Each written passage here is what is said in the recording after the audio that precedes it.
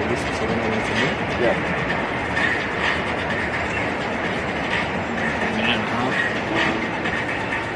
Yeah, I don't think I've actually ever seen a 4 minute silence.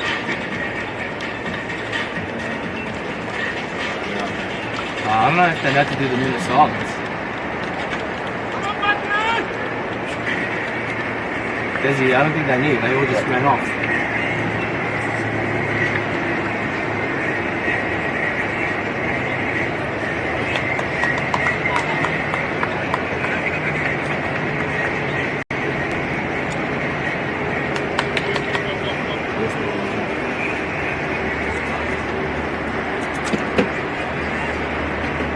Ladies and gentlemen, can I please ask for you to stand as we begin a minute silence with David Savinsky.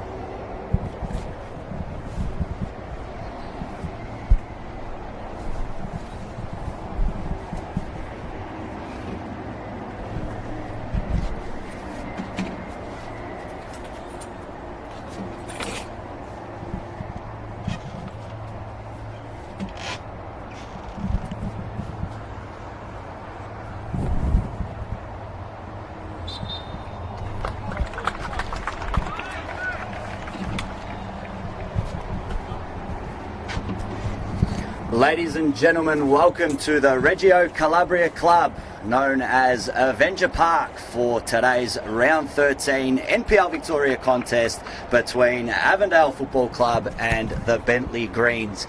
Going through the lineups just after that minute silence for David Savinsky, we've got Avondale first. Number 1 in goals, Chris Oldfield. Number 2, Scott Hillier. Number 3, James Riccobini. Number 5, Matthew Reid. Number 7, Stefan Zini.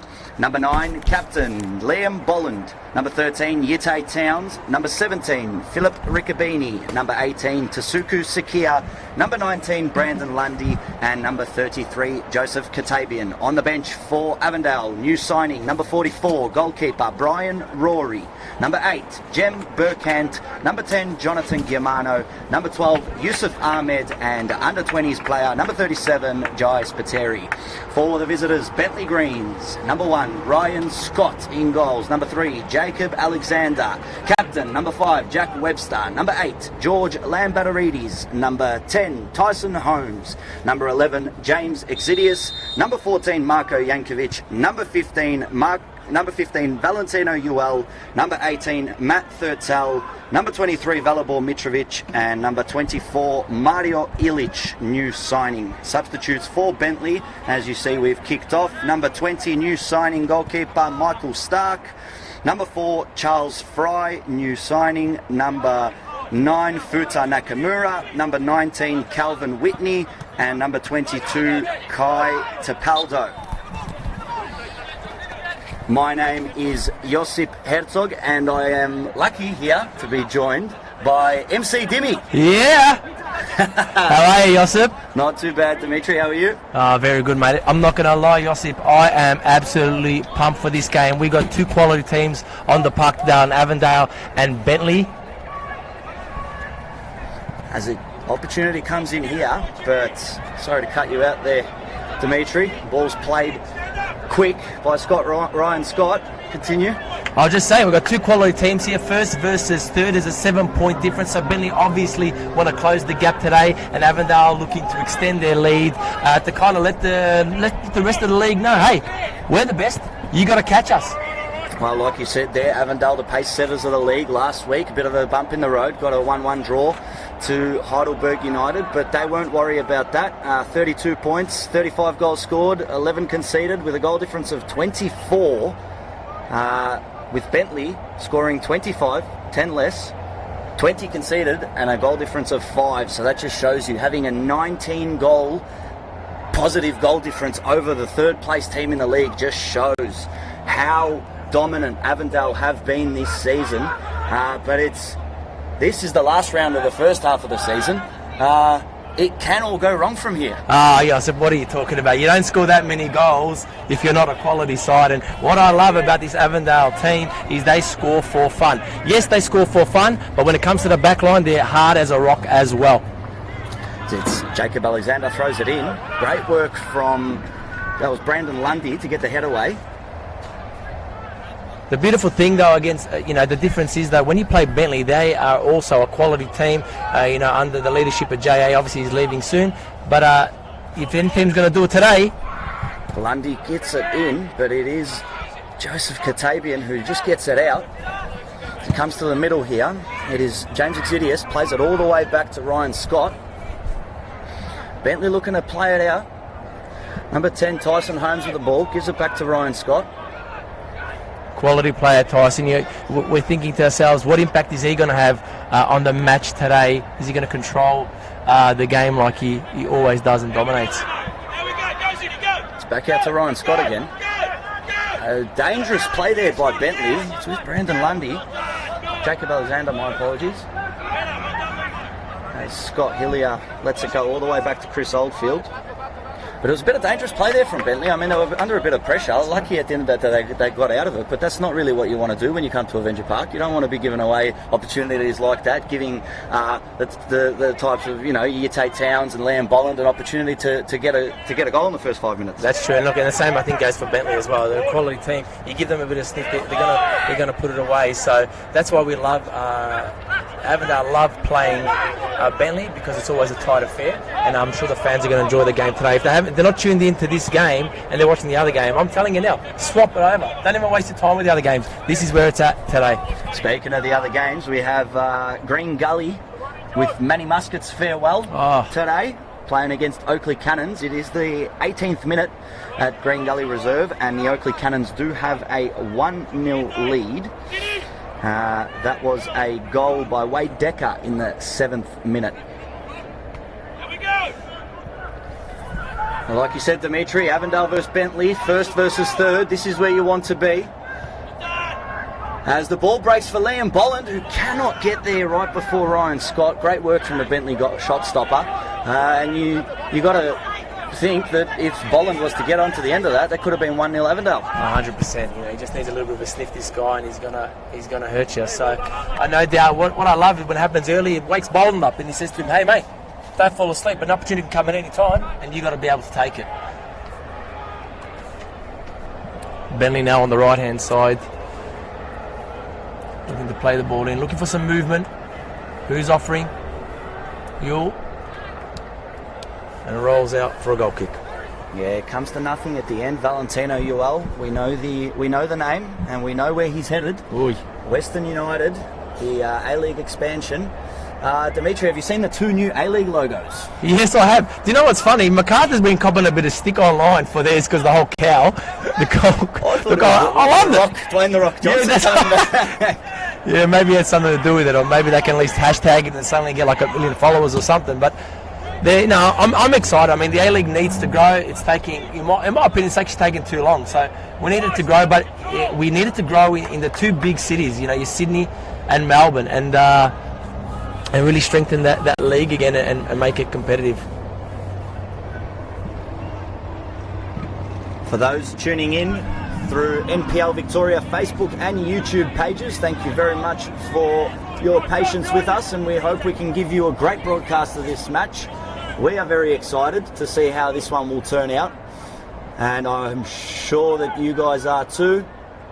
as it's with Sakia. He's been an absolute star signing this year. And that's what I mean. There's another example of why he's such a special player. He sees the passes in between the lines really well. He's got beautiful ball control. It's very hard to get the ball off him, and he draws a lot of fouls. And I think a lot of the reason why the teams have copped a lot of red cards this season against Avondale is because you got the likes of Zinni, the likes of Suki, who run at players, the likes of Yate Towns. They run at you and they draw the fouls. Well, that's the thing. I mean, you have an international player that comes down and he sees. Not only does he see the passes, vision is one thing, but execution is a whole other ballgame. And Tasuku Sakia's managed to come into this NPL Victoria League.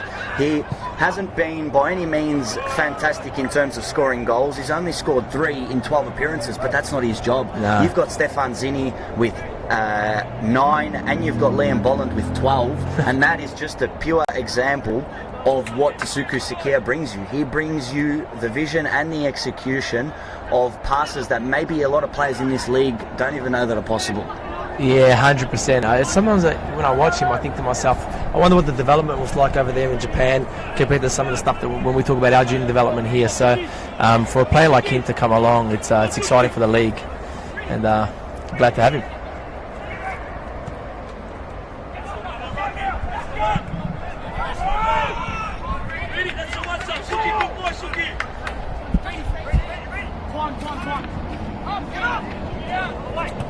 Bentleigh, it's choosing to sit a little deep there, get a lot of men behind the ball, just with a single striker up top to pick up the scraps, but they got a lot of men behind the ball. Ball comes to Holmes, flicks it on, doesn't find the player that he needs. Riccobini gets onto it. That's Philip Riccobini, both brothers, ex-Port Melbourne players. With Avondale, they've sort of found themselves in Avondale. I did see a bit of them when they played for Port Melbourne under Eric Vasiliadis, when Port Melbourne was sort of coming up the ranks, first couple seasons in NPL Victoria. They were good players, showing a lot of potential, but since they've come to Avondale, it's just unbelievable how much the right environment for a certain player can improve their game. Oh, great turn there by Liam Bolland. Gets it in, but doesn't make its way past Jack Webster, the Bentleigh skipper, as now it's a chase. It's Velibor Mitrovic. The ball comes out on this left side to Jacob Alexander. Plays it up to George Lambatarides, and a great tackle there by Brandon Lundy, right in front of our camera tower here. And the benches. You can hear him. It's getting passionate. It's getting a bit fired up. We're talking about Phil Riccobini before, and he's a real leader on this pitch. Same with James as well. But Phil in particular this year, slotting into the CDM role, has been absolute rock. He's provided the cover for the likes of Tasuku Sakia and for Yate Towns to pretty much to show their magic, because they know they got Phil Riccobini at the back protecting them. I guess it's even the man on the ball now, Matthew Reid. I mean, an absolute class of a player. He's so young as well. That's what blows my mind. Sorry. Yeah, that's okay. It's just, you like you say, a midfielder, especially Sakia, who's on the ball now, doesn't give it to Lundy, decides to go to the left, gives it to Matthew Reid's partner in crime, Scott Hillier. They've been a rock at the back, but like you said, yeah, it's fantastic for creative midfield players when they know that they have the cover behind them. Yep. It's a lot easier to give it your all, because the true saying, you got to risk it to get the biscuit, and that's what it is. They can risk it more in midfield, give passes or maybe dribbles that they maybe wouldn't if they didn't have such cover behind them, as this one breaks for Towns just outside the D, gives it to Sakia. Will he unload? He doesn't. Looks to maybe give that ball through to Towns, but it peters out for a goal kick for the visitors. Look, all I know is Yate Towns and Sakia need to take Matty Reid and Scott Hillier on a double date, and because they owe them a big steak or something, mate, because the work they do for those boys is phenomenal. It's a beautiful thing to watch two centre backs, especially in today's day and age. It's hard to find good centre backs. Obviously we even think about the EPL. United always trying to find the good centre back. I'm like, mate, have a look at Reedy. Don't worry about Koulibaly. Come over here, look at this young kid. Fantastic work by Avondale to not only put together a quality team, but also the work from the coaching staff to gel the team together to make sure that it is a team effort. They've been absolutely the dominant force in NPL Victoria this season, and all credit to them. As the ball is with Avondale here, plays it to Bolland. Bolland back to Zinni. Zinni has Katabian in the box, gets to Katabian, but actually doesn't. And I think that was Marko Jankovic, number 14, for Bentleigh, who stuck a foot in there. Had that ball gotten to Joseph Katabian, you would have thought that would have been a 1-0 lead. Great work from Bentleigh Greens. Speaking of Bentleigh Greens, amazing work in this mid-season transfer season. One of their new signings, number 24 Mario Ilic, is on the pitch, and number 20 Michael Stark, who we know from Altona Magic over the last few years, number 9 Futa Nakamura, number 19 Calvin Whitney, and number 22 Kai Tapaldo, all on the bench and all new signings. So 5 new signings, 1 starting, 4 on bench. Do you feel like that may be very interesting come 60th, 70th minute? Mate, not is it going to just be interesting from a footballing perspective, but from a psychological perspective. You know, JA just says, you know what, last thing I'm going to do is before I leave, I'm going to freshen this squad up, and it's only going to do wonders for Bentleigh. It also makes the players at Bentleigh realise that, you know what, you got to work to be in this team. You got 4 new boys on the bench. They're raring to go.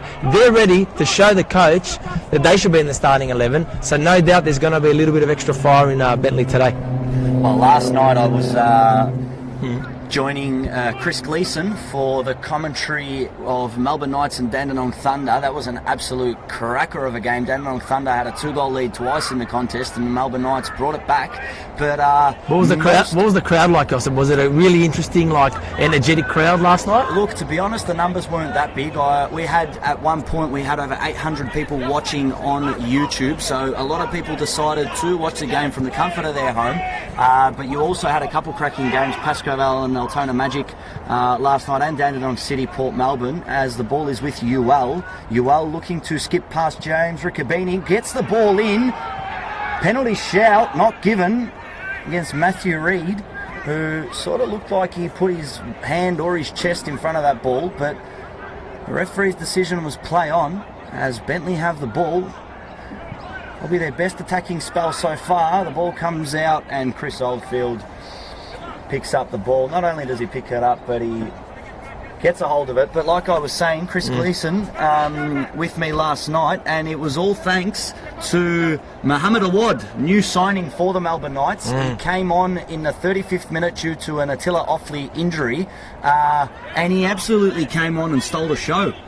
He was attacking, he was dangerous, he was showing his potential, and then he scored an absolute cracker from about 20 yards. You love that, huh, Joseph? That was an amazing goal and an amazing introduction to Knight Stadium. So,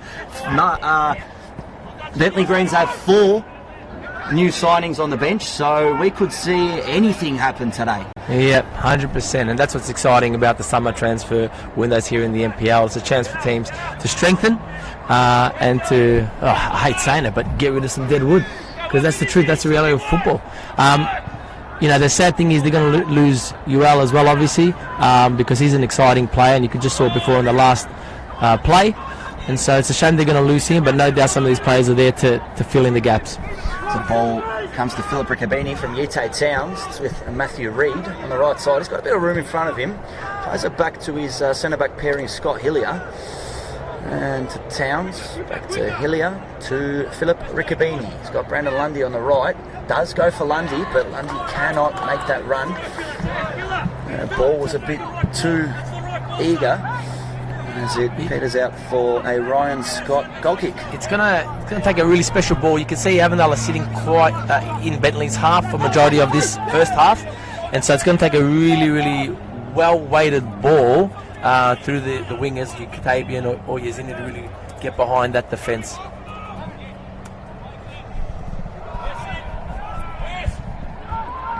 Comes to Jack Webster. They will press. Avondale will press if Bentleigh are not careful. Well, that's the thing. I mean, you can't play 90 minutes of full press. You've got to pick your moments in football, and that's what it is. That's why it is such a special game, and that's why it is the world game. Full of skill, full of mental battles, full of physical battles. It's absolutely got everything. I know. I love it, my friend. That's why we're we're here on top of the scaffold here because we love it, and no doubt while you're watching on the NPL YouTube channel on Facebook because you love it as well.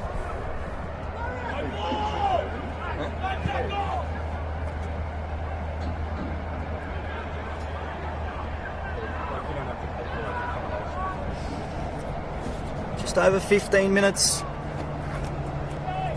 into this contest, and it's been quite even from both sides. Maybe Avondale with a bit more attacking presence in this game, but nothing really special that we've seen so far that you could say should be a deadlock broken, but it still is Avondale 0, Bentleigh Greens 0. If you are joining us on Facebook or YouTube, jump onto the Facebook stream, drop us a comment, let us know what you think of any new signings, any new news, where you think this contest is going, what you think of our commentary. What do you think Josip should eat at half time? If he's going to have one of the Nino and Joe sausages today. Who did Josip vote for today? I voted last week. Yeah, that's it. We all try to get that early voting. Early voting. Don't be waiting in lines today. But if you haven't voted, make sure you do. Don't cop an $80 fine. As we bring you some fantastic NPL Victoria action here from Avenger Park. Ball given to Lundy from Katabian. Lundy with a bit of room, 2 players in front of him, looks to find Towns, doesn't get to him. Liam Bolland on the chase in front of Exidius. And Exidius does get the better of Bolland in that stage, but it is out for an Avondale throw in the attacking third. Now, Dimitri, tell me, last time I was here, Avondale was playing Altona Magic. And it was a first half red card for Goran Lozanovski's boys that sort of helped Avondale get the foothold onto the game, because I will say Avondale were not in the driving seat at that stage. It was looking like it may be Altona Magic's day where they could maybe get a point away from home, but I want to say I did see that day a ball go onto the Citilink freeway.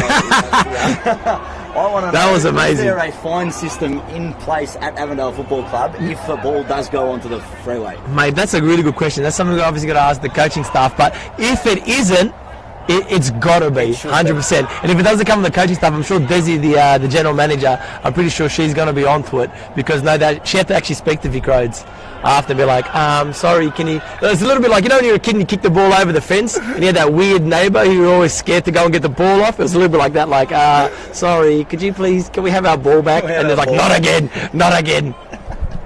So yeah, no, but it's funny because you actually have to kick it quite far to get it onto the freeway. So how that happens? This fence, you know, that you got here, and I couldn't believe that the ball actually went, but it flew not even onto the inbound, but onto the outbound, which is even further. So I couldn't believe it. But we got Jacob Alexander for the Bentleigh Greens looking to take this corner. They've had a few corners already, the Bentleigh Greens, but set pieces are always dangerous. You know, that's the thing with set pieces. You don't even have to be in the game. You could be having the worst game ever. You get one good set piece, and bang, you're in front. So dangerous times. Avondale need to switch on, or Bentleigh will capitalise. Well, referee Adam Bavkar has seen something in the box that he's not too happy with. Had a little chat, but nonetheless, Alexander gets the ball in. It's come to UL. Avondale haven't dealt with it. Exidius puts it back into the mixer, and there was a handball shout there, but it has been given the other way, as we do see the players getting a bit handsy there. But Adam Bavkar has control of the situation, and just confirming for those watching, the man in the middle, Adam Bavkar, right in front of us here in the camera tower, assistant referee Janelle Samet, and assistant referee on the far side, Reese Shelmerdine, and we have the fourth official, Connor McDonald. I think you did well with that last, the Shelmerdine name. Shelmerdine. That's an interesting one. I wonder where the origins of that name are from. Yeah, well, the first name doesn't really give it away, Reese, so I don't know. But we do love our referees here at Football Victoria. They do a great job. I know I wouldn't want to be in their position. Because it takes a lot of guts to especially when it gets to the business end of the season, to be able to put the whistle in your mouth and blow a people. I think sometimes people forget. I mean, the game, even at NPL, it happens at such a fast pace, and sometimes I think we expect a lot from the referees, and we forget they're just human. Yep. Yeah, they're going to make mistakes, just like you and I make mistakes, right? And that's it, and just you move on. You win some, you get some calls, and some calls go. You get some, you don't get some. I mean, that's football. There's no point yelling at the referee because they're there to do a job, and they do it because they love it, and they're doing it for us as well. Well, that's it. I mean, the only way this league can get more professional. I mean, we have 4 referees. We do have a 4th official. There are some professional leagues around the world that don't have a 4th official. As Jacob Alexander has the ball here, he's running against Brandon Lundy, and it is Lundy who does get the challenge onto him. It'll be interesting to see if it will be the first yellow card of the contest. The visitors are protesting that is a yellow card challenge, and I have to agree with the Greens. I mean, it is sort of what you would call a professional foul around the middle of the park on this left-hand wing for the Greens, and I'd be very surprised if there isn't a yellow card. I mean, we are about 22 minutes into this contest. What are your thoughts? It's interesting, Joseph, because your initial reaction is, oh, that's a yellow card, but it kind of looked like their heels just clicked each other. You know when a defender's chasing the forward and he's right on his heels, and it's kind of like a little bit of like, did he deliberately clip it, or did they literally just clumsily kind of hit it? Either way, I guess it's up to the referee whether he still deems that as a yellow card offence. Well, Brandon Lundy did not get booked there, but that's what we were just talking about. Yeah. I mean, with the referees, he's got one look at it from whichever position he's in, and you've got to make the decision. I'm sitting here, I could have a Tim Tam and a cup of tea, and I'm still not going to be able to tell if that was a yellow card. So, well, this guy's supposed to do it on the spot, so it's a difficult job. The ball comes out to Jacob Alexander, just lets it run.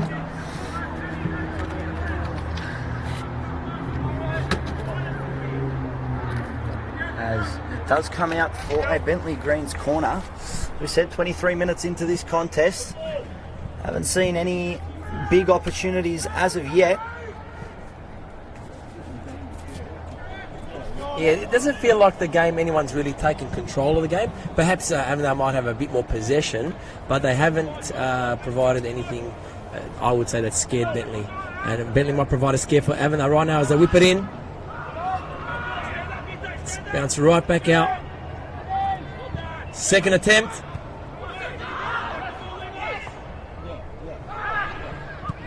Cleared by Yate Towns.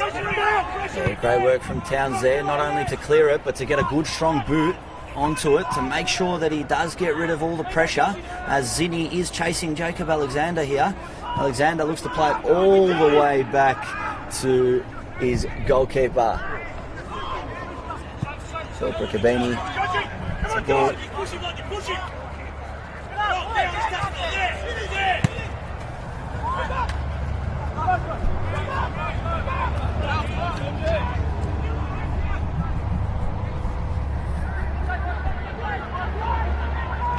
With Jack Webster. Back to him. James Exidius there, playing right back. Great tackle. Comes out to Towns. Towns with the legs. Shakes off one challenge, gives it to Sakia. Sakia with a great touch on the right foot. Looks to play it out to Joseph Katabian. Joseph Katabian on the boot! And fantastic work there by Ryan Scott. The danger has not averted yet, but double save from Ryan Scott. One from Katabian, another one from Zinni, and James Exidius does some great work there to put off Stefan Zinni, but Dimitri, best chance of the game so far. Oh, it's exciting, but same thing's end-to-end now as Bentleigh take it. On the right-hand side to UL. Great work last there. Minute tackle there. From Scott Hillier. But that has got to be the most exciting passage of play so far. Mate, I was off my chair. I was excited. One chance, no. Two chance, no. Was there going to be a third? Unfortunately not. But whew, that's what we want to see in this game. It's taken a little bit too long for my liking, if I can be honest with you, Josip. But that's where Avondale can be really dangerous. There's a little chance there, but Chris Oldfield done enough to make sure that there was no real presence there from Matt Thurtell. But just going back to Tasuku Sakia, I mean, that touch that he got there, about 25 yards outside of the box, he's got the ball coming to, he opens his body. Now in junior football, the main thing you coach from day one is open your body, right? Take a touch, look up, okay? You got to know where you are. Takes that touch, takes a couple of touches forward, plays it out to Katabian. Katabian was a fantastic effort. I mean, Ryan Scott, great save, but he did get it straight back out to Stefan Zinni. It was got a good parry though. He did a textbook parry out to the right, but Zini just happened to be there, so nothing wrong. And then great work from James Exidius. I mean, to put that pressure on Stefan Zini. Stefan Zini, who we know is more than capable of scoring, as the ball is here with Velibor Mitrovic. Mitrovic looks to play out to Uelf. Fantastic work from James Riccobini to get it out to Yite Towns. Towns with a bit of pressure under Mario Ilic, the new signing for the Greens. But see, the thing is, right, with Suki, you talked about it before about opening the body. It's not even just about that, Yosef. What I love, it's all about decision making. It's about when you got to the edge of the 18-yard box, is he going to have a crack, or is he going to play it out wide? And then he goes, is the defender going to commit? Is he not going to commit? These are split-second decisions, and that's when you see a quality player, when he knows to make the right decision. Yeah. Well, look, if I'm going to be honest, I would have loved to see her right into the bottom left corner. That would have gone straight in. I think we all wanted that, didn't we? We're just like, shoot, mate, shoot. But he looked for Katavian, but it just shows the trust in the team. I mean, Avondale would not be where they are this season if there wasn't the trust in the camp from the coaching staff to the players and vice versa, from the players to the coaching staff. 100%. They're a very tight unit. Obviously, I'm privy to a lot of the things here at the club, and I see what the boys are like after the game, and that is one tight unit. This is not a team that's on top just because they've just kind of bullied their way through games. They play quality football, and they honestly love each other. You can feel the love in the change room. I know it sounds like we're in Woodstock here, 1960s, but the truth is, when a team that cares for each other, that take care of each other, they fight and die for each other on the pitch, and you can see that this year. Yeah, I feel like, a little bit like Game of Thrones, you know what I mean? The Lannisters, what comes first? Family, honour, trust, I don't know. I can't tell you, I haven't watched Game of Thrones. Oh, Jesus, I haven't watched it. I watched too much NPL Victoria to be watching Game of Thrones. Sure, well, it's either Game of Thrones or the games at Kingston, really, because they play on the Monday night. A lot of NPL women's coming on Monday night as well. It's fantastic to see. I mean, I've seen, especially over YouTube. YouTube does get more of the views than Facebook, but I've seen 600, 700, 800 people watching NPL women's on a Monday night. I mean, it's fantastic. Yep. Look, the women's game is slowly growing, and rightly so. Women love football just as much as men, and it's great that there's an opportunity for them to showcase their skills. And even for footballing dads who have daughters, it's now giving them we're getting better and better. It gives them an opportunity for their daughters to become successful at football as well. So it's fantastic. Well, look, with Australia having their bid for the 2023 Women's World Cup, it would be an absolute showcase to have the Women's World Cup down under so here. Good. That would be fantastic. I mean, not just for the game, but just for Australia in general. Putting the name and putting the country on the map, as Reid does not deal with it enough. It is with Tyson Holmes looking to go on the turn. Brings it back out to Exidius. Exidius whips it in. Little touch by Riccobini. Towns gets a touch onto it, and it is Velibor Mitrovic attempting the bicycle kick, but it is way too high to get any sort of attention from Chris Oldfield. You got to try before you buy, my friend. If he doesn't give it a go, how's he going to know? Well, that's it. If it's not going to go top bins. It's going to go one of two ways: top corner or nowhere near. Or put your head down and just walk away. Oops. It's funny you talk about the female game. It's really interesting because I feel like in the last years, as a football fan, I feel like they're the only team for Australia that we can honestly be really proud of at the moment. Australian football, from a men's perspective, senior men's perspective, has been, I'm going to be honest, poor. We can't shy away from it. It's been poor, and the women have been our shining light. So looking forward to some great things at this year's World Cup.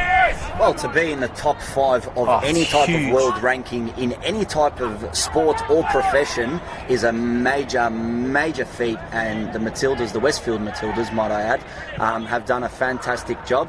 Ante Milicic, the new coach, they're preparing for the FIFA Women's World Cup in France, and there is 20 days remaining. So if you've got not much on in 2.5 weeks' time, tune in to the FIFA Women's World Cup as the Westfield Matildas look to... I'm pipping them for a semi-final place. I would love to see them in the semi-final. Why not more? Well, you got to start somewhere. No. Let's go for it. I will put them in a semi-final spot, and then once you're in the semi-finals, anything's possible. Yeah, 100%. Top 5. And that's something I think about when I was a little kid, and we had a sprinting competition. I came second. I was stoked. I bragged about coming second for a whole week. Now imagine if you're 5th in the world in women's football, mate. They must be so chuffed. I couldn't understand. what they would actually be going through and feeling. So good luck to them. Ryan Scott there under a bit of pressure from Liam Bolland. Does get the ball all the way out. Basically kicked it to his coach, John Anastasiadis, who's right here on our right side. As Brandon Lundy throws the ball in, looks for Bolland, gives it to Katabian. Katabian was looking for Sakia, as he most often does. It comes out to George Lambatarides with a bit of room in front of him. He's got Matt Thurtell in front of him, doesn't give it to him, looks to play it back out. Little touch off Mario Ilic. It's with Jacob Alexander. Back to Marko Jankovic. They're pushing a little higher now, Bentleigh. I think they're knocking on the door, maybe a little bit of confidence, driving the ball. Looking for those diagonal passes. There it is. There's that diagonal that you just said. Came out, but nothing too dangerous as Brandon Lundy gets enough of a head onto it. Put it just next to the Avondale bench. Just over half an hour played in this contest. We have seen Bentleigh attack. We have seen Avondale attack. Avondale probably with the best chance. Oh! That right there, I'm eating my words. That probably comes down as the best chance. That was, was it? I think it was Valibor Mitrovic. No, it was Tyson Holmes that actually got onto that one. Very narrow, the Bentleigh Greens numbers on their backs. Number 10 and number 11 from here look exactly the same. But, and you're wearing your glasses, Josh, but you still can't see. Well, that tells you everything. You're going to need some binoculars, mate. Look, to be honest, I think Holmes, I expect him to put that away. I couldn't. I had to stop talking for a second because I realised this is danger time. So, are they going to rue that chance? Or no, we'll have to wait and see. Well, speaking of ruining chances, we saw it last night with Dandenong Thunder. Twice had a 2-0 goal lead. Here we go. And saw themselves not be able to get anything but a point away from home at Knight Stadium, as it is with Marko Jankovic. Plays it back to Ryan Scott. That's a good point though for Thunder, really. They've got a Knight Stadium. It's not an easy place to go. Take a point. I reckon you told them at the start of the game you want to take a point from the Knights. They'll say hell yeah. Well, that's what myself and Chris Gleeson were actually having a chat about post-game last night. Had you spoken, like you said, to the Thunder and said you would have taken a point away from them, they would have taken it. 100%. But you've got to believe with twice having a 2-goal lead and losing it sort of in the last 15 minutes, they have to be gutted going away from home like that, because I mean the 3 points were in their hands, and they were in their hands for quite majority of the game. Yeah. So you've got to feel for Dandenong Thunder, but I think that's what makes a quality team. Though that's what shows a quality team is when you've got a lead, you've got 15 minutes, and you can hold up. That's why teams like Bentleigh, and Heidelberg, and obviously this year Avondale as well. Even though they did well last year, but there's a different type of strength this year with Avondale. But that's how you know you're a quality team, when you can hold on. A chance there. Holmes gave it to Ewell, and Ewell looked to whip it in, but didn't really get any spin to it as it went all the way past the back post. A little bit flat there from Ewell. Yeah, out for a goal kick. It's going to be Chris Oldfield to take. Gives it short to Matthew Reid. Of the two keepers today, Josip, who do you think has had the most work or has felt a little bit more under pressure? Well, I mean, Chris Oldfield has probably had more touches, but they weren't really testing, apart from that last one from Tyson Holmes that came into the back post. But Ryan Scott, as we spoke about before, had that opportunity, had that double save. Joseph Katabian had a strike from the right boot, and then it came out to Stefan Zinni, who also had a shot. But I've got to say that's probably the best keeper passage, that double save. I mean, but neither keeper really tested so far. 35 minutes into this contest with 10 minutes to go in this first half. There's going to be plenty more opportunities facing our goalkeepers. Yeah, you would think so. As the legs start to tire as well, that 70th minute, or classic 70th minute mark where the space starts to open up. Comes out to Sakia, who's on the right side, whips it in, doesn't get far as George Lambatarides gets his body in front of it.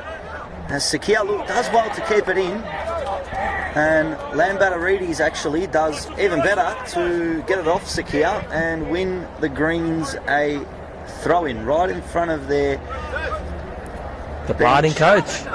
Last game. That's right, Dimitri, you did mention that. Last game for J.A. John Anastasiadis and Valentino Uel, who might be getting the ball from Exidius now. Doesn't. Exidius trips. Zinni on the turn. Zinni looks to get past Exidius. Both pacey players. It'll be a fantastic... a lot of work for James Exidius today to keep Stefan Zinni at bay, not let him terrorise defences as he has sort of become used to doing in this NPL Victoria. It's safe for Zinni though. Zinni's got to really have a good game today to get past Exidius because he's a quality defender, and he, like you said, he's quite pacey, and getting behind is going to be difficult for Zinni today. It comes out to Ryan Scott. Top 3 goal scorers for the hosts. Liam Bolland has scored 12, Stefan Zinni has scored 9, and Stefan Valentini, who is not here today, has 5. Yeah. And for the visitors, Bentleigh Greens, Valentino Uel has scored 8, Matthew Thurtell has scored 4, and Joshua Baresi, who is also not here today, has 3. Sign of a good team, I think, in any league is having that depth of goal scorers. If you're only relying on one guy or even 2 throughout the year, you're going to struggle. So it's good to see that both teams have a few players that can put the ball in the back of the net. Game feels like it's slowed down a little bit, Josip, would you say? Yeah, 100%. Look, it's the type of game where neither team wants to lose. Neither team wants to lose. I mean, Avondale have been not perfect so far, but they have been undefeated. Avenger Park has become an absolute fortress for Avondale. But as had that broken for you well, you may have seen a 1-0, but... It's that little moment, Josip, you just go, is it there? And you go, damn. Comes for Holmes. Holmes looks to find Thurtell, but Chris Oldfield, does what he has done for so long. Chris Oldfield, an absolute presence inside the, I won't say 18-yard box, but I'll say the 6-yard box. An absolute presence. You don't really see Chris Oldfield conceding goals and dropping balls in the 6-yard box. But you can't really say that Ryan Scott does either. So we do have fantastic players on show today for both teams and 2 fantastic goalkeepers. But this game will surely open up in the second half. We are in the 39th minute currently, but with maybe about 6-7 minutes to go in this second half. In this first half, my apologies, you will see the game open up, and it'll be very interesting come second half to see where this one will go. Yeah, I love it. It's all about conditioning now. Halfway through the season, like we said before, last game of the first half of the season, and tired bodies. They're going to start to show. If not, something happened there with Uel. Let's see. We haven't seen any bookings yet. It's been a pretty clean affair so far. Clutching his face there. Is that Katabian? Looks like Katabian on the ground. Clutching his face. A few weeks ago, he got I think he broke his nose, or he did some serious damage to his nose. He looked like the Hunchback of Notre Dame or something going on. We strapped him up, and hopefully he's all right today. That was Joseph Katabian and Valentino Uel getting into a bit of a scuffle, but as you do mention, Stefan Zinni and Joseph Katabian have switched flanks for this final 5 minutes of this first half. Yep, try and catch the defence unaware. Well, that's it. James Exidius has been doing a pretty good job to keep Stefan Zinni at bay, and same thing for Jacob Alexander. He's done pretty well to keep Joseph Katabian at bay, but now that they've switched the flanks, you may see a couple strengths overpower a couple weaknesses, but time will only tell, Dimitri, as the Bentleigh Greens of visitors, Jacob Alexander making that run onto the far side, right next to the tunnel. Look to whip this one in on the left boot. You could sort of fancy this one to go towards the back post and maybe get a touch, maybe not. Comes to the back great post.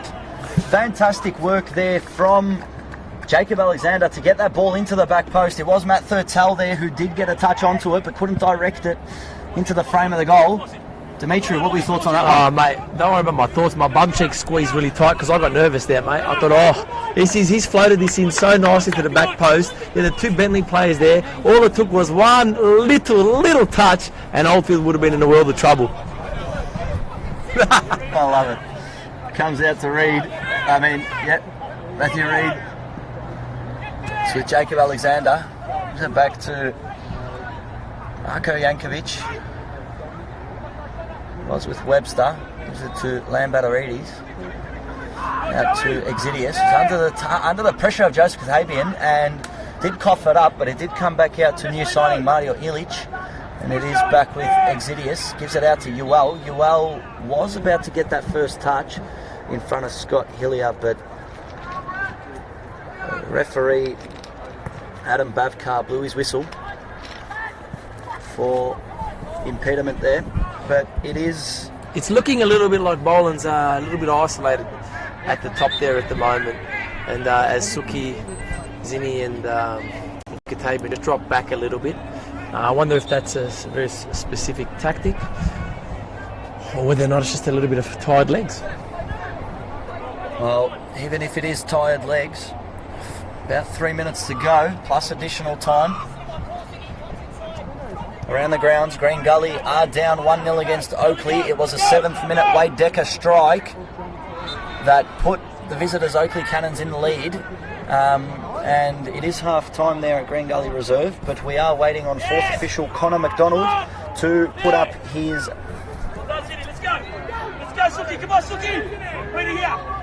fourth official board.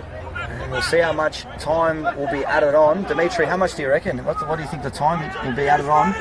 In this game, standard 3 minutes, I reckon. Great work there by Jacob Alexander to get a nice whipped ball in. Beautiful whip. But it was Matthew Reid who was in front of it.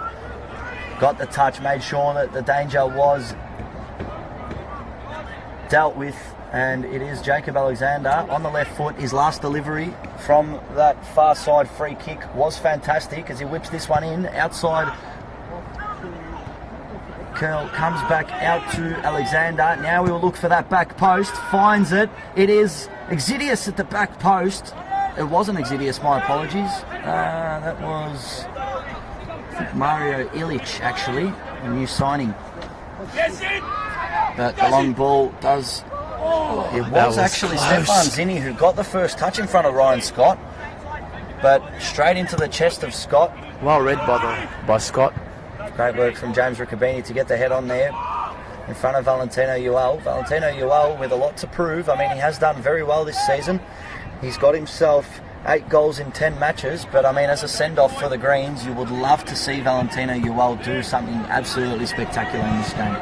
Yeah, 100%. You'd like him to do something special, score a goal where you just think, yeah, all right, that's the reason why he's been selected to go to the A-League. I mean, you're going from 3 training sessions a week, now he's going to be going full-time, and I know dealing with some of our ex-Avondale players, Alvis and Kane, saying the transition from semi-pro to professional is quite a big step up. So no doubt a lot of work ahead for UL.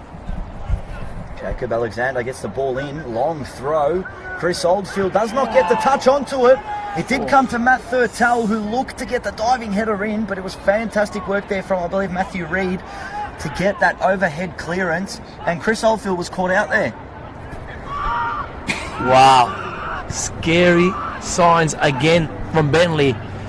If this was Halloween, they'd be knocking at the door saying trick or treat, because at this rate, one is going to pop in. Well, it was Jacob Alexander who got that long throw in, and there was a header onto it that did put it towards Chris Oldfield, and Chris Oldfield could not get that first touch onto it, and it was Matt Thurtell who dived for a header, but the ball did not find his head, and then it was Matthew Reid with the overhead clearance.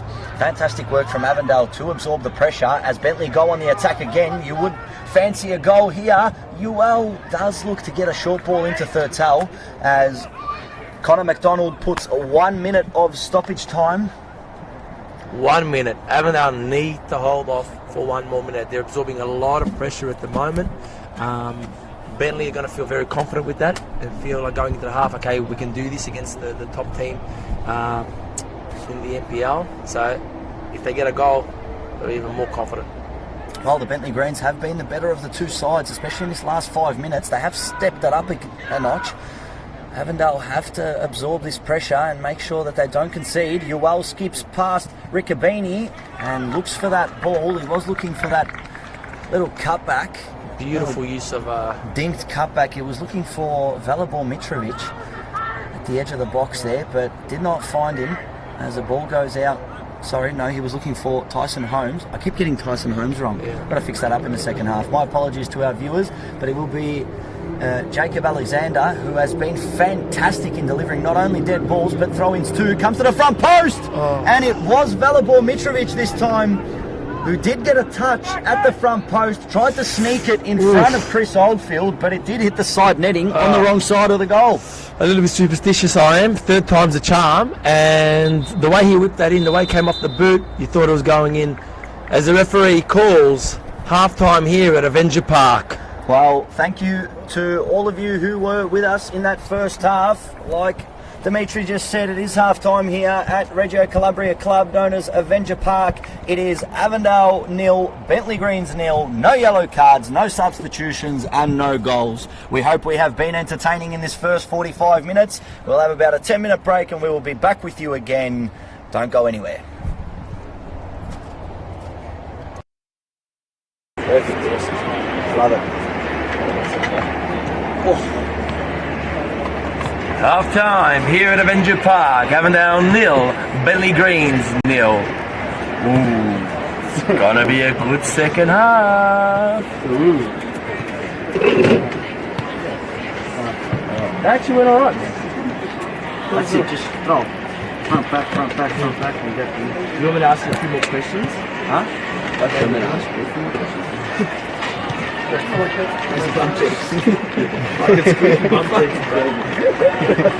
Hey, But that's you know what it is, man. I've got this theory, right? We're fucking here in the NPL. Say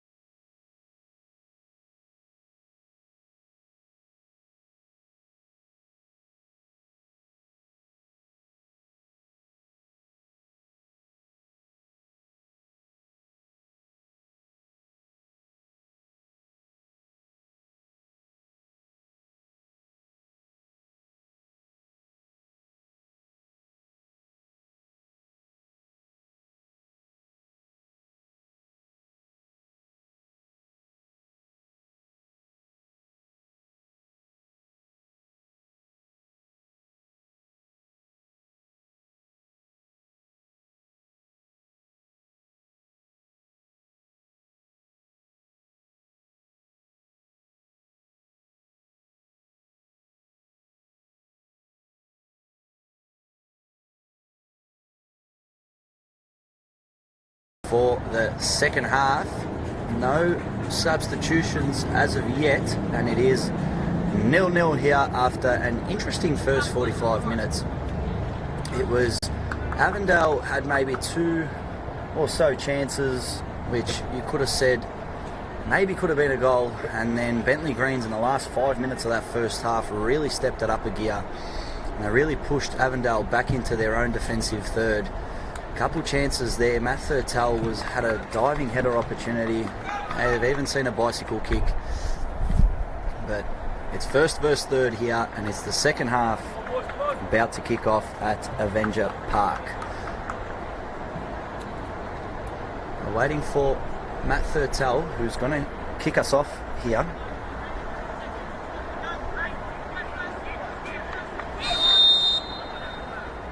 And we're away in this second half. Long ball straight away. Bentleigh Greens just give it away. Brandon Lundy makes sure that he just shields it out of play.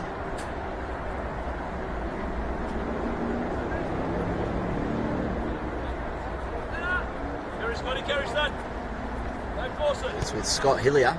Gives it out to Matthew Reid.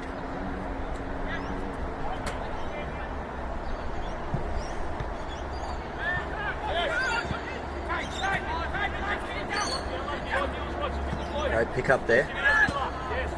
There's Exidius.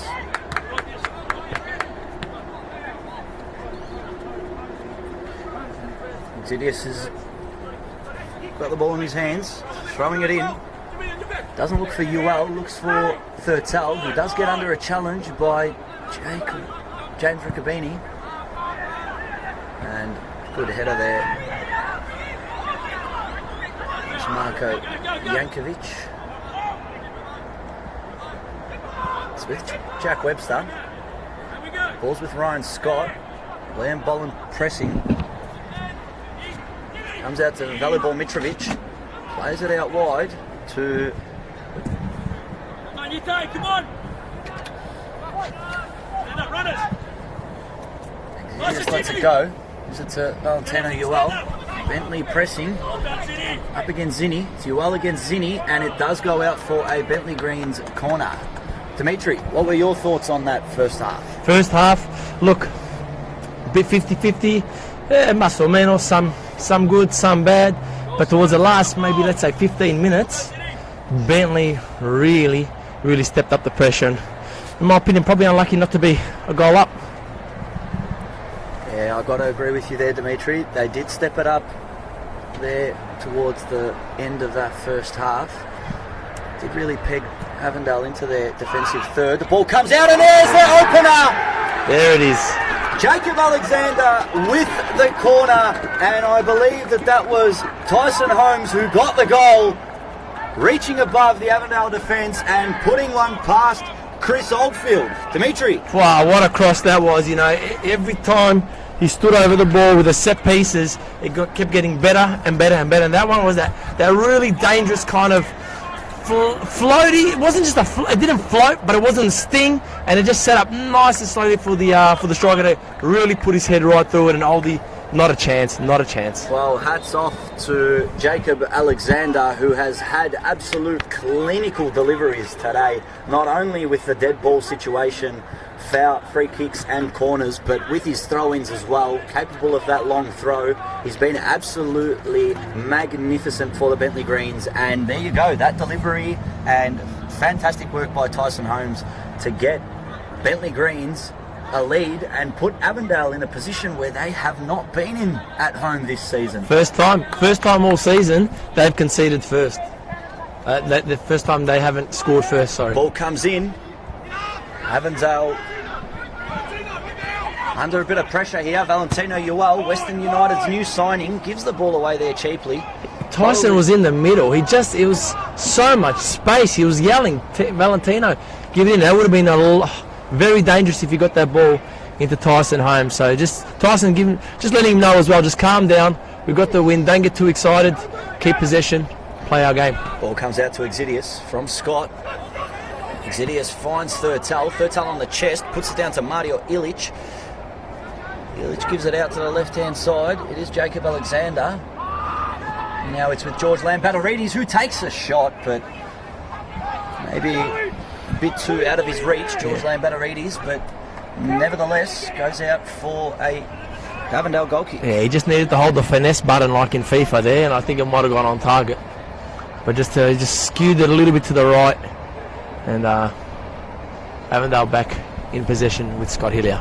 And my apologies to all the viewers across YouTube and Facebook. It was Marko Jankovic who scored the goal. It was a bit tough to see from this side, especially with the header facing us.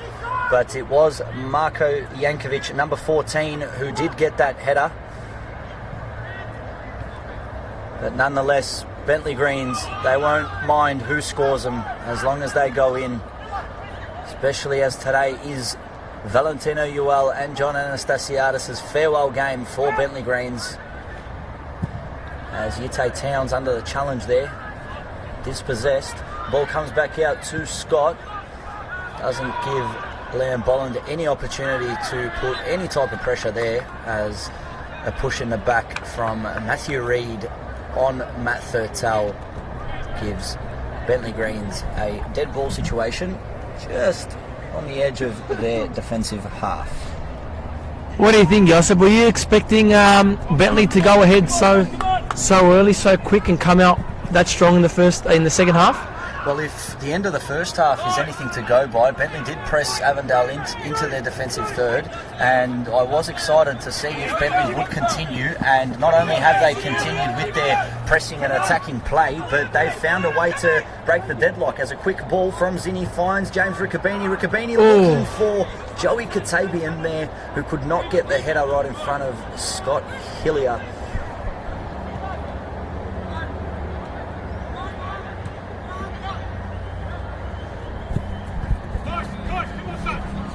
Avondale seemed to have kind of woken up a little bit from that and thought, okay, well, Bentleigh are here to play. They're a goal up.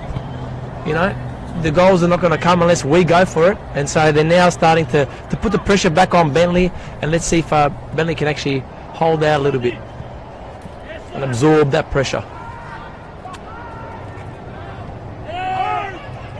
Under pressure there, it's Phil Riccobeni who picks up the ball, gives it to Brandon Lundy. And Brandon Lundy is flagged offside. That was fantastic work there from Philip Riccobeni, number 17, right there in the middle of the pitch, to play the ball through. Loose ball. Riccobeni picks it up, thinking, do I shoot? He sees the outside of Lundy, plays a beautifully weighted pass. Unfortunately, adjudged offside. Scare there for Bentleigh. Breaks for Tasuku Sakia. In advancing position, looks to thread it through. Looks to thread it through to Joseph Katabian, but it doesn't make its way through to the winger, as Matthew Reid does great work there to pick up the ball in front of Matt Thurtell, and he comes out to the goal scorer, Marko Jankovic, centre back for the Greens. He's got the goal, but now it's time to focus on defending and make sure that they can absorb all the pressure that Avondale will put forward, because you know Avondale will put some pressure forward, as it is Ewell with the ball there up against James Riccobeni. Ewell looking to get past Riccobeni, and it is out for a Bentleigh Greens corner. But Dimitri, that opportunity there, you've got to say, had it not been Brandon Lundy and had it been Stefan Zinni, you could have maybe seen... I don't know. Look, I don't think it was about the player on the ball. It was just judged offside.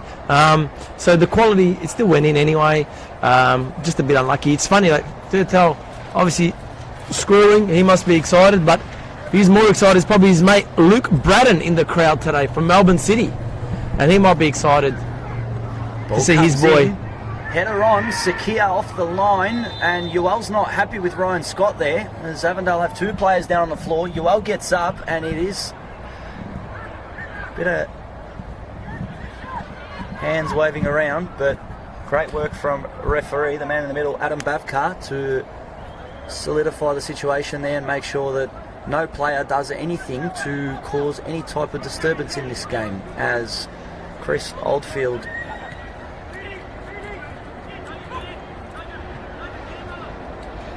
is it out?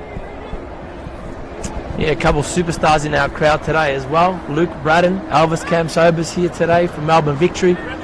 So Melbourne City, Melbourne Victory boys. Kane Shepherd from Newcastle's here as well, watching the Avondale boys. Well, all of the A-League players enjoying about a Couple of weeks. 4 to 6 week break, Yeah. depending on where they finished on the table and how they went in the finals. But it's in terms of the A-League, you don't really get much time off. I mean, even though you are getting time off, you're still required to train at home. You still get sent home with sort of a training regime or a training schedule, nutritional schedule. As Sakia whips it in to the front post. Great work there from Bentleigh to absorb the pressure for now. Comes out to Zinni. Zinni to Sakia. Sakia with a great touch back to Zinni. Zinni with a bit of room on the left. Puts it on his right. Tries to whip it low. And fantastic work there from George Lambatarides to get in the way to make sure that there's no scraps to pick up for the likes of Yitte Towns and Liam Bolland, who were lurking around there in the 6-yard box. It will be Tasuku Sakia once again to whip it in with a in-swinging corner. Yitte Towns at the front post, goes past him, comes out to the back post, headed away, and it is cleared. Avondale putting some height in that box there. Hillier Reid jumping in, Lundy dropping back, playing as the last man in defence. So Avondale really starting to push and trying to take advantage of their set pieces as well. But going back to what you said about the A-League players, it's true, you know, you might have a holiday, but it's not really a holiday, is it? I mean, it's not like you can say, hey, I'm going to go tuck into some KFC every day and just sit on the couch and play PlayStation. Mate, they are working 24/7 as Katabian headers it into the middle of the box, but no one there to pick up the scraps. But yeah, they're constantly working. They've got to stay on top of the game. That's what it's like being a professional athlete. Well, there was an opportunity there, but it was the goal scorer for the Greens, Marko Jankovic, centre back number 14, who got in front of it as the ball comes out to James Riccobini, gives it to Towns. Towns with a bit of room in front of him, gives it to James's brother Philip, comes out to Suku Sakia, and it's out to Matthew Reid. Reid finds Towns. Towns doing a lot of work in that middle of the park with Sakia, and comes back out to Matthew Reid, who's most probably going to find Scott Hillier. Does. Hillier under a bit of pressure from Matt Thurtell. Doesn't want to cough up the ball here. Here's James Riccobini. Gives it to Zinni. Zinni does cop a boot right into the... I hope it was his stomach there. It was very close to the region where you do not want to get hit. Yeah, I think he's all right. He's got up, shakes it off. It was in the stomach, I believe. We all got up that quickly. Zinni on the boot. Had that one, had a bit of an in-swing. That one could have creeped into the back post, but as he did boot it, it did have that outswing to it, and it goes all the way out.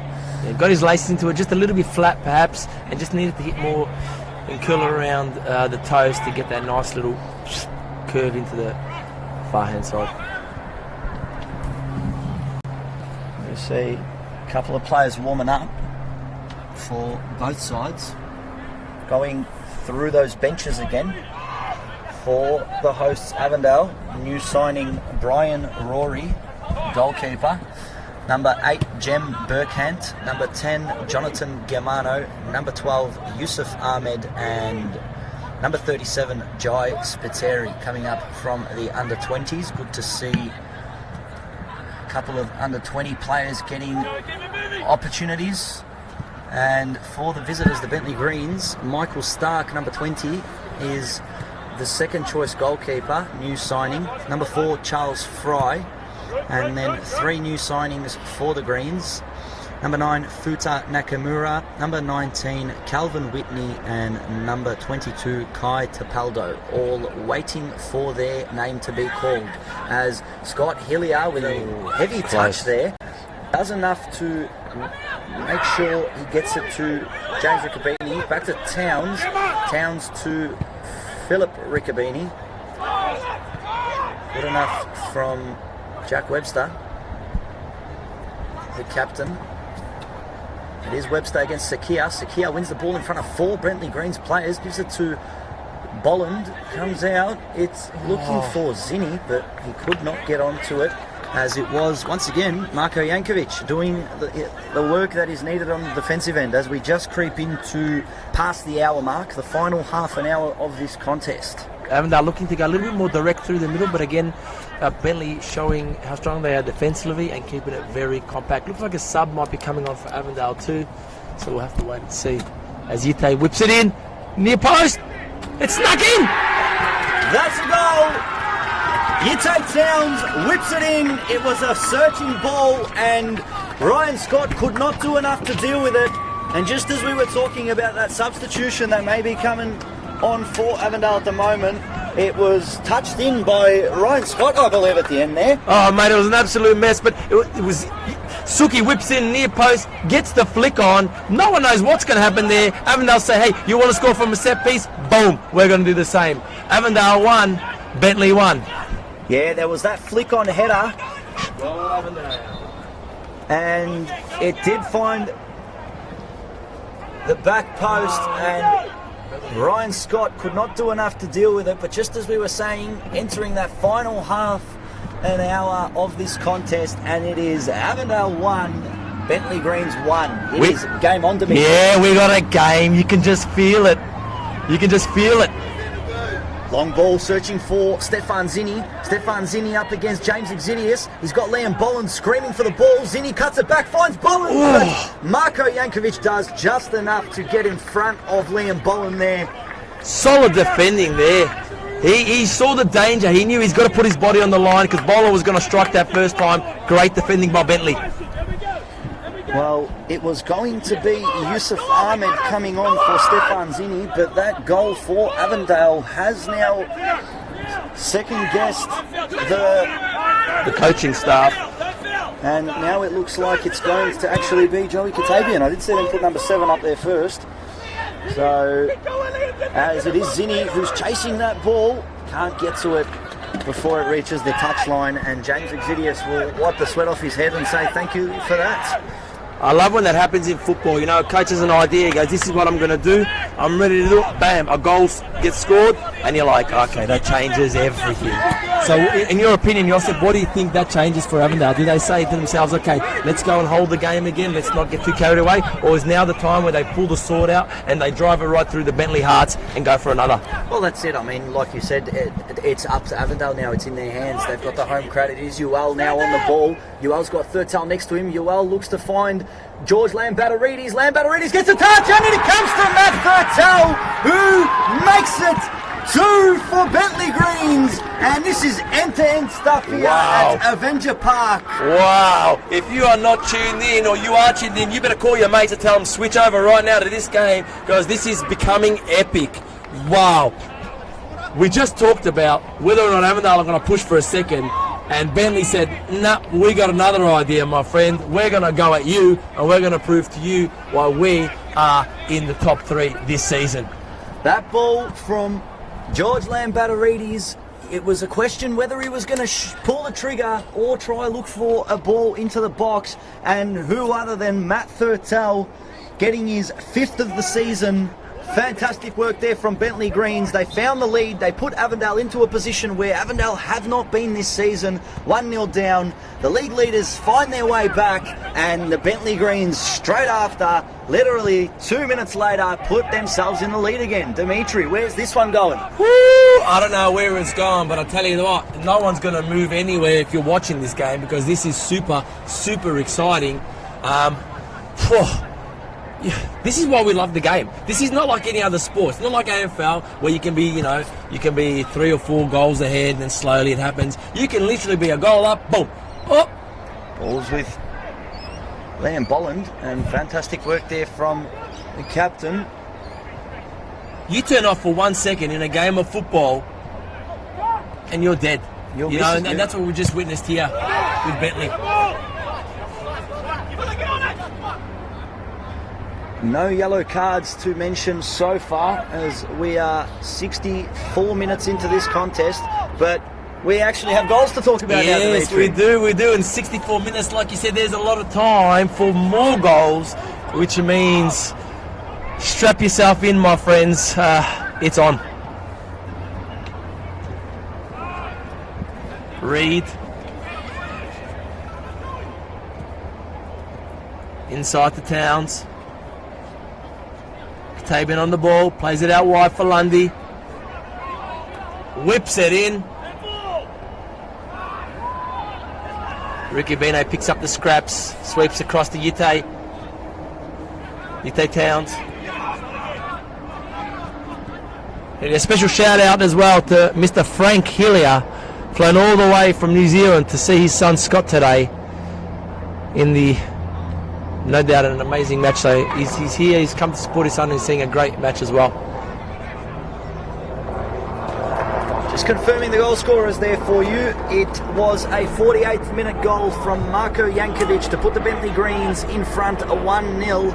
And then it was Yite Towns in the 60th minute on the hour mark with a cheeky little front post header to get it right over Ryan Scott. And then it was Matt Thurtell 2 minutes later who found the back of the net thanks to a George Lambatterides cutback. And it comes out to Zinni. Fantastic work there. A lot of bodies in the box there from Bentleigh. It comes to Sakia under chase from Uwell. Looks for that back post, but it is a bit too far stretched as it does come out to Scott Hillier. Gives it to Phil Riccobini, and it was offside there. Scott Hillier, as we do prepare for 2 substitutions. It will be new signing for the Bentleigh Greens, Futa Nakamura, coming on. And we will just confirm who he will be replacing. It will be number 18, the goal scorer, Matt Thurtell, coming off for number 9, Futa Nakamura. Interesting substitution. We've got a big player, big, strong, solid player coming off, a leader, being replaced by someone who's ready to prove himself to the club. This should be very interesting. Avondale also looking at a substitution here with number 12, Youssef Ahmed, poised to come on to replace number 33, Joey Katabian. So, add a little bit more pace into the forward line here for Avondale as well. Trying to maybe catch some of the Bentleigh legs out, and maybe there's the same for Bentleigh, trying to catch out the Avondale back line. A little bit of extra pace and fresh legs. Well, that just goes to show that both teams want to win this and neither team wants to lose it. Bentleigh Greens winning 2-1 and both attacking substitutions, but John Anastasiadis has something under his sleeve that Avondale maybe don't, and that is the element of surprise. 3 of his 4 outfield bench players today are new signings, and just as you saw there, Futa Nakamura, who is looking for that ball now, doesn't get in front of it, in front of Scott Hillier. It's with Towns, the goal scorer for Avondale. Zinni made the run, but Towns chose not to give it. It's with James Riccobini, gives it to Scott Hillier. Scott Hillier finds his centre-back pair, Matthew Reid, under a bit of pressure from Futa Nakamura, who's wearing the number 9 jersey. So when you see a number 9, you do expect a little bit something special, as it is Zinni on the ball. Looks for Ahmed. Ahmed looking to get onto the turn. It is Towns. Can he double up? No, he cannot. Great pressure there from Bentleigh to make sure. Oh, that's a fantastic touch from Jacob Alexander. And this here will be the first booking of the contest. Now it's just up to Adam Babkar whether that will be yellow or red. Yeah, that's a big tackle. Hillier could be in a lot of trouble there. You can see by the reaction of the Bentleigh players, they didn't like it. It was a hard tackle. You could hear it up here in the scaffold. So it's going to be interesting to see what the referee chooses to do here. I'm going to say, I reckon he's going to go yellow. Yeah, but it is possible. I have to agree with he you might there. go red, maybe because Hillier hasn't done anything wrong so far in this half. It might be a little bit like he gets off a bit of leniency, but we're going to wait and see. Well, there has not been a single yellow card to talk about so far, and I feel like maybe just because that challenge came from the front, it may be a yellow card. Had that one come from behind, it was a little high though, Josip. It was a little high. But as you say, it was high, so could be anything, but it is a yellow for Matthew Reid. Would you say maybe a bit lucky there? Yeah, very, very lucky. But for a second, I thought it was Hillier that did the tackle, though. No, it was Matty Reid. Matthew Reid. That looks so similar sometimes, don't they? Matty Reid, very, very fortunate there. You could kind of tell the ball bounced away, and it was a 50-50 challenge, and he saw his decision making. You see it in his eyes. He just said, am I going to go for this? If I go for this, I'm going to lunge my feet out. If I get it, great. If I don't, I know I'm copping a yellow card. So I think he kind of knew when he went for it that John Anastasiadis will be hoping that there's nothing too serious here for Jacob Alexander, who in my eyes has been the best Bentleigh Greens player today. He has been absolutely all over the park. He has shown speed, he has shown potential, he has shown poise, he has shown vision, execution, absolutely everything. And that's what great players do. You know, they have all these qualities, and as a result, they draw the fouls. They create opportunities with other teams, unfortunately. Get yellow cards, and then you're in trouble. There's Jack Webster to boot it long, gets to Lambatarides. Futa Nakamura tries to find, was it Tyson Holmes there? It's belted up into the air. Valentino Uel wants it, using his body. It does come out to Exidius on the chase against Stefan Zinni, who tries to keep it in, does. Jack Webster, the captain there, claiming that it is Bentleigh Green's ball, and I think that the decision has gone the visitors' way. Yeah, I'm surprised about it. The whole ball didn't go out. The whole ball did not go out. We did actually see that. But I think sometimes it's a case of, you know, when players just scream and shout and the referee goes, oh, okay. Yeah. Well, maybe there's something there. But I missed it. As Avondale prepares their second substitution of the contest, it will be number 10, Jonathan Giamano, coming on for number 3, James Riccobene. A little bit of creativity coming onto the middle of the park. Bit of an attacking substitution for the hosts. And the thing is about Giamano, what people love when they watch Giamano is he's very composed on the ball. You know, and he always comes in around the 70th minute mark when there's a little bit more space. Give him a little bit of time on the ball, puts his head up, finds that deadly pass that puts either Boland or perhaps Ahmed through or Suki through. So it's going to be a very interesting last 20 minutes.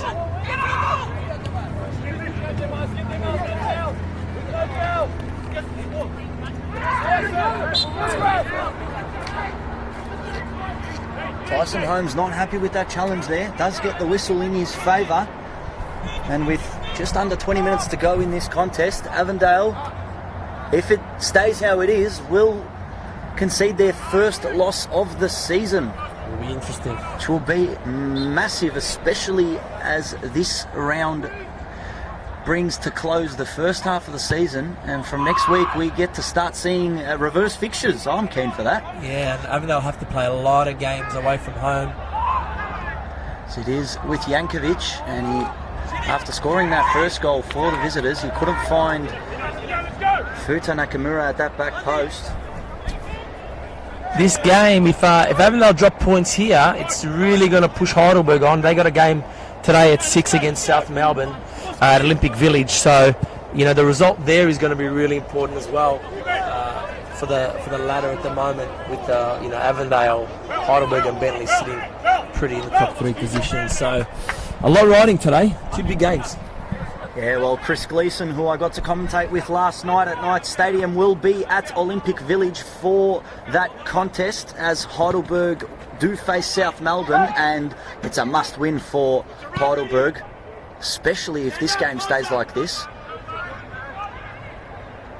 I wonder if George Katsakis will give John Anastasiadis a call and say thank you at the end of this one. Yeah, 100%. He might say thank you and congratulations and doing a good job for the last, 8 years or something like that. JA's been at the club. As Yusuf Ahmed looks to break here, gives a ball to Stefan Zinni. Stefan Zinni puts it on the right boot, finds half a yard and hits it straight into the back of Jonathan Giamano. But you've got to admit that had that one found its way towards the goal, that would have been easy pickings for Ryan Scott. Yeah, straight in the middle of the goals. Wouldn't have been too hard, I don't think.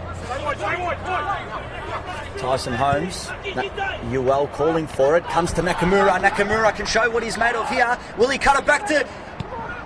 And it is Valentino Uel, who could have put this game to bed. Wow. Futa Nakamura cuts it back to Valentino Ewell, and the man who is bound for the A-League cannot score what is probably the easiest opportunity he's had this season. Yeah, look, they're not going to get any easier than that today, let alone in the A-League. So I know he's going to be ruining that chance, missed opportunity, but Avondale got opened up, and if this ends up being a 2-2 game or Avondale pull this out and make it 3-2, I think that's the moment.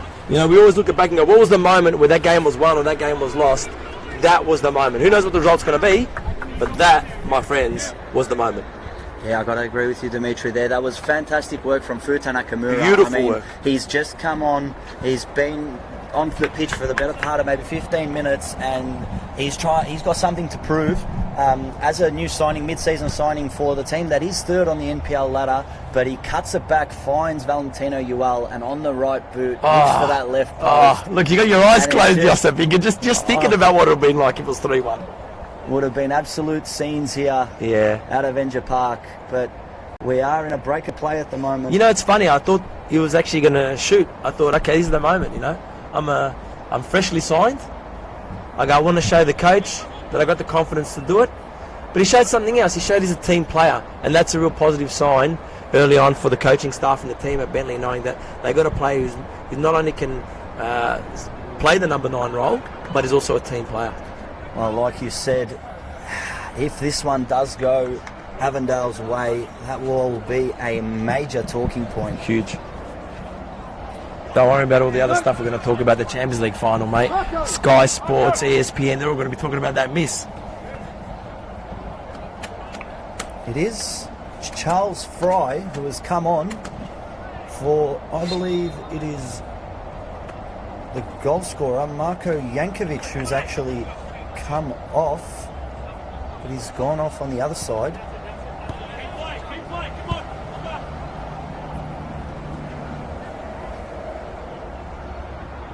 No, it was not Marko Jankovic, it was Jacob Alexander, number 3. He's come off. Marko Jankovic has pushed out to left back, and Charles Fry has slotted in to centre back next to captain Jack Webster. Just confirming that substitution there. Jacob Alexander off for Charles Fry. That is 2 substitutions each, with 1 remaining. And we're into the final 13 minutes of this match. Dimitri, I want a prediction. Either 3-1 or 2-2. So you I hope I'm wrong. I was going to say, so you don't see Avondale winning this one? Because I'm going to pick that one against you if they do end up winning it. Yeah, I know. I should. But this is the thing about football. This is why we love it. Anything can happen. Right now, we've got a set piece from Sakai. This goes in, it's a whole new ball game again. Here we go. Make the last 10 minutes very interesting. Floats it into the front post. Comes out to Ewell. Ewell with a nice little touch. Bentleigh can't get away with it. It was Tyson Holmes and Valentino Ewell not there dealing it is. with it. The ball comes to Liam Bolland. And the man that you want on the end of that ball with a left foot looking for that back post just sneaks past. All right, can I read them my prediction? Only if. Only if. Only if, that's it. No, I think if you were to talk about the game from a neutral perspective, I think you could say Bentleigh possibly deserved the win, or you'd say it's a draw, because they've both been really, it's been a really tight affair between two teams that you can tell don't want to drop a point today. Yeah, well, it was a very, very cagey start. I mean, we did not really see many opportunities or anything to really even talk about for the first half an hour. And what an opportunity there by Valentino Ewell. I mean, that ball had come to the back post. It looked like he was actually going to chip Chris Oldfield. Yeah. But then it was an inch taller, and he might have got his head onto it. Yeah, I'm just trying to figure out who that was. We should just yell out to him and say, "Turn around, mate." What's your name, mate? Never see your number. It was a.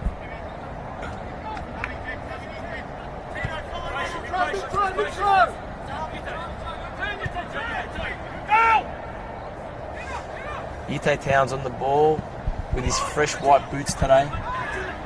I believe that was actually Valibor Mitrovic that was looking for that. Shouts for penalty. Germano in a high position, not expected from the midfielder. Referee waves play on. Advantage Bentleigh. I don't know how he came to that decision, but the ball's breaking out, looking for Ewell, and it is way too direct towards the goal. John Anastasiadis not happy. I mean, he's got a one-goal lead here against the league leaders, but still expects the best from his players. Velibor Mitrovic on the ball. Velibor Mitrovic looking to skip past Sakia, and Tasuku Sakia does enough to get his body in front of it, and a foul does go against Velibor Mitrovic. There's some space between the Avondale midfield and the defending line, and you can see there's always a couple of Bentleigh players just sitting in that space waiting to pick up the loose scrub. So Avondale clearly obviously need to pick up the win, so they're pushing everybody up. It's dangerous times. One break from Bentleigh and it could all be over. Ball makes its way out to James Riccobini. Philip Riccobini, my apologies. You're forgiven, mate. It's pretty easy to get them mixed up. Yeah. Valentino Ewell gives it to Tyson Holmes. Looking for a run from Nakamura. Doesn't get it. Plays it back out to Exidius. Exidius now looks for Nakamura. Doesn't find him. Comes out to Mario Ilic. And it's with Tyson Holmes. Tyson Holmes gives it to Nakamura. Nakamura in front of Filip Riccobini. Plays it out wide to Velibor Mitrovic. Velibor Mitrovic has the run of Exidius. Doesn't look for it. Gets under the challenge there. Matthew Reid stuck a foot in. Matthew Reid's got to be careful. He's already on a yellow card. He's the only player to receive a booking today, which just shows it's been an absolutely clean affair here today. It's funny. Like I thought it was actually going to be a lot more fire in the belly from both these teams. A little bit more stick, giving each other, talking a bit more smack. But no, it's been pretty clean. Haven't been anything too dirty today. It's been a great game of football. It's with Towns. Towns look to play it to the back post. It's Liam Bolland who looks to get onto it. Zinni does in the end. And that's Jack Webster there, who's screaming out that it was Avondale who got the last touch, as Avondale do prepare their final substitution. It will be number 19 Brandon Lundy coming off for number 8 Jem Burkant, but we will just wait for the ball to go out, as it is a big tussle here between Stefan Zinni and Valentino Ewell. It's with Brandon Lundy, who's getting his final touch of this contest. Plays it to Sakia. It's with Lundy, gives it to Towns. Towns with a turn, loads of space. It's Scott Matthew Reid. Clearly Avondale saying, okay, enough defending. We got to score a goal, and that's what that substitution is about. Replacing a defender. Riccobini looked to find Yusuf Ahmed on that right wing, and it will be 2 substitutions, both final substitutions for both teams. I'm going to put out there, I'm going to guess that it's Bentleigh's going to shore up the back, and Avondale's going to put some extra attack. What do you reckon, Josip? Well, we're about to find out. It will be number 22 Kai Tapaldo coming on for number 23 Velibor Mitrovic, so it is a midfielder substitution, but maybe we might see Kai Tapaldo with a bit of defensive-minded attitude. As no doubt JA would have said to him, mate, yes, you're a midfielder, you've got to do everything, but just make sure they don't get through. Avondale confirming that substitution, both final substitutions for both sides. It was number 19 Brandon Lundy coming off for number 8 Jem Burkant.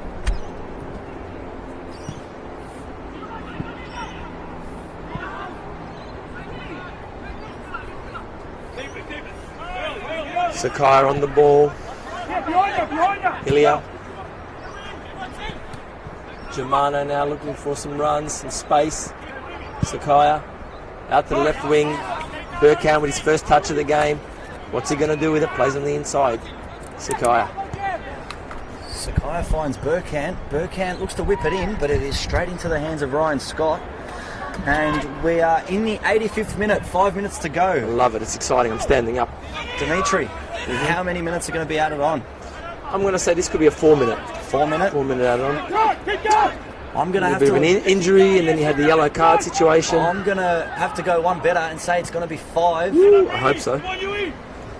It's with Futa Nakamura, gives it to Kai Tapaldo, plays it out to Tyson Holmes. Tyson Holmes was looking for that top left corner, as you say, the top bins, but Scott Hillier comes right in front of it, and there was a penalty shout for the handball, but it looked like it came off Scott Hillier's chest, and Right decision by the referee. It is a Bentleigh Greens corner. Yeah, the top of the abs, mate. He's been working on them all year, no doubt, doing about 100 sit-ups every single day for those situations where someone blasted into your stomach. So he's ready to go. Cleared by Helia.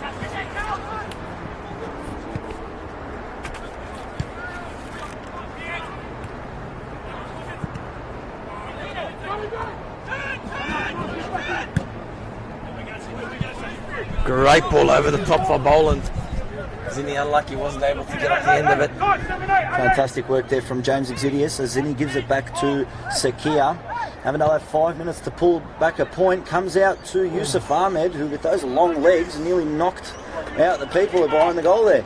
Yeah, he's actually he's very fast. He's quite deceptively fast because he's quite a lanky, tall player. You think he kind of doesn't run really fast. It reminds me a little bit of Pogba. You know, Pogba's got that long stride and you think he's not really quick, but he actually gets all over the park. So Yusuf has a bit of speed and hopefully he'll catch him out in the last couple of minutes.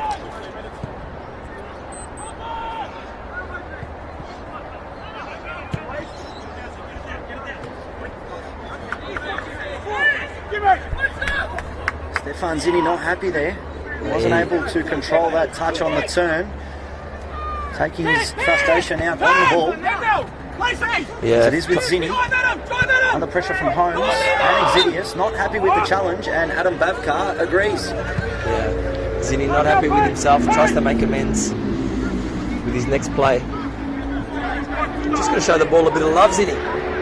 Like Tom Hanks in Castaway.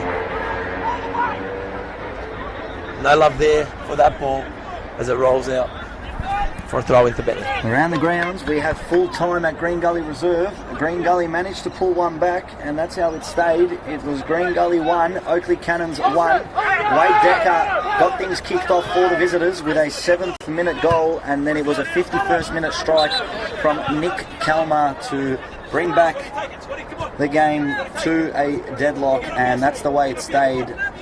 Congratulations to Matty Muscat on his retirement and a fantastic career. Today was his last game at Green Gully Reserve. Feels like it's an emotional day for everyone, really. The JA saying his goodbyes. Matty Muscat with his as well. Obviously a sad loss the other day with David Savinsky as well. So interesting energy going around football at the moment. So we keep it on the pitch. It was with Avondale. Gamano bounces it back to Yite Towns. Towns looking to open up the Bentleigh defence. Look at Valentino Ual there defending, making sure that he does what they can to make sure that they do not concede and take these 3 points away from home at Avenger Park, something that no team in the league has managed to do this season.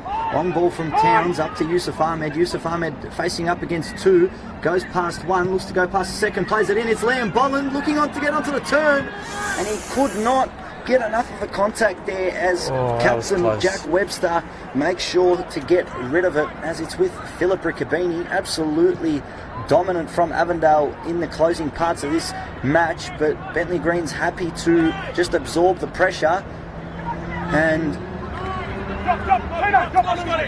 Scott Hillier looking to play it out to the man he got it off. It's Jem Burkant. It's with Sakia. Sakia looks for that searching ball, but probably not the best idea. No, he probably should have played off to Yusuf Ahmed, and he was a better position, he's more balanced to whip that ball in and create a bit of problem for the Bentleigh defence. He's giving me a smug smile over here, he is, Yusuf, because he's just said how much time he's added on, and he's got it. He's spot on. Just heading into stoppage time. We're in the final minute of regular time. Connor McDonald, the 4th official, will be putting up his board soon. It's Jem Burkant, the 2 number 8s against each other, George Lambertarides and Jem Burkant, as it comes out to Tasuku Sakia, assistant referee, not Futa Nakamura, my apologies. And he was onside there. I just had a quick glance to see if Janelle Samet, the assistant referee right in front of us, will be putting up her flag, but he was onside.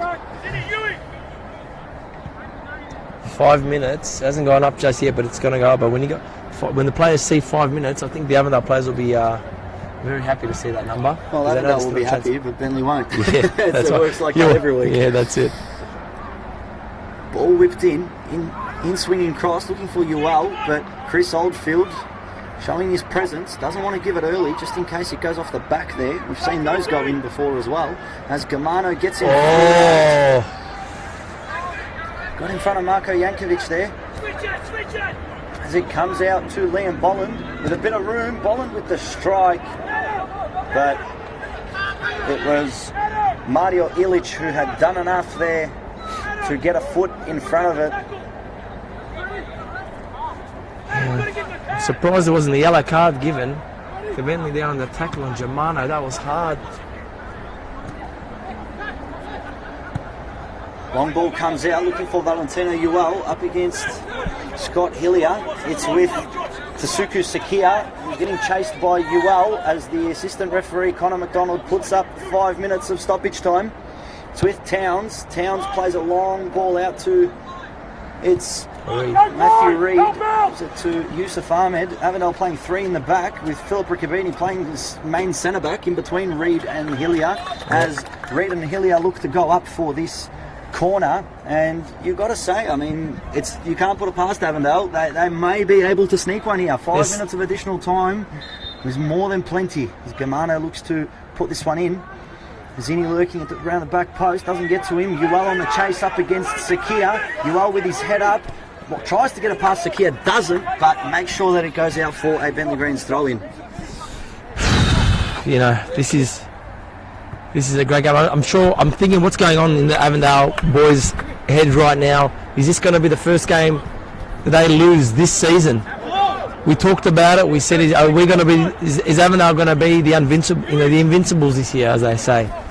But if Bentleigh's got anything to do about it, it ain't going to happen here on match day 13. James Exidius looking to find Valentino Ewell. Valentino Ewell was getting held there by Philip Riccobini, and that's what Adam Babkar saw. And it will be a Bentleigh Greens free kick. Up here! Get up here! Don't worry about it, stay here! Tyson Holmes looking to get this one in. Be interesting if they want to keep the ball or try go for a third. Valentino Ewell makes a nice short run. Tyson Holmes looking to take some time out of it, and probably the worst decision he could have made in that time. I mean, 3 minutes remaining here. Chris Oldfield boots it long. Comes out to Marko Jankovic, the goal scorer for the Greens. He got things kicked off in the 48th minute. You can hear Boland screaming to Zini, stay up. We've got 3 minutes left. We've got to go. We've got to push. We've got to win these second balls. Well, there's a second ball for Hillier. Comes out to Sakia. Sakia with not much room in front of him, but plays it out to Philip Riccobini, who's a makeshift sweeper at the moment. Gives it to Reid. Reid finds Sakia. Fantastic ball. Sakia can't get it under control. It comes out to Towns. Towns looks to give it to Bolland. Bolland with the head on. Finds Germano. Doesn't. Mario Ilic gets it away, and Marko Jankovic does just enough to get in front of Jonathan Germano as Ryan Scott picks up the loose ball and puts it onto the floor. Liam Bolland putting him under pressure. Ryan Scott, you don't want to be giving the ball away there. As the long ball comes out to Valentino Ewell, who's got a bit of time and space here, looking to attack, straight onto the attack, trying to get past Scott Hillier. He's got Tasuku Sakia and Scott Hillier up against him, and Tasuku Sakia doesn't have to keep the ball in and give it to Yite Towns. Yite Towns to Hillier, Hillier to Sakia. Sakia under pressure from Holmes, gets a ball to Zini. Could this be an equaliser? Zini's got Bolland in the middle, trying for the ball, but straight into the hands of Ryan Scott. That's Dimitri, it. thoughts? That's it, mate. It's done. It's going to be done. That was the moment. You could hear Zoc yelling, get into the box, put pressure on. And unfortunately, there wasn't quality in the cross. I think that's it for today. I'll be surprised if there's another chance for Avondale. Balls with Futa Nakamura, gives it to Exidius. Exidius on the strike, forces a amazing save there from Chris Oldfield, who was at full stretch. James Exidius, the right back, found himself in that advancing position outside the box, and he was sneaking into the top corner there, that one. But Chris Oldfield done enough to get his body in front of it, get a tip over the crossbar, and it will be a very slow Bentleigh corner from George Lambatarides. Classic, I think you learn this when you're like 7 years old. Or we're watching with your old man when you're watching games late at night. So see how they slow it down last couple of minutes? With Tyson Holmes. Tyson Holmes tries to skip past Avondale's defence there, but we are in the final 30 seconds of the additional time. And Dimitri, might I say, this may be the end of the unbeaten start for Avondale, as it is Futa Nakamura on the ball. Gives it out to Kai Tapaldo, who's just looking to drag away the seconds, and Dimitri, that has to be it right there. 100%. This free kick will take us over the 5-minute mark. Game management by Bentleigh, perfect.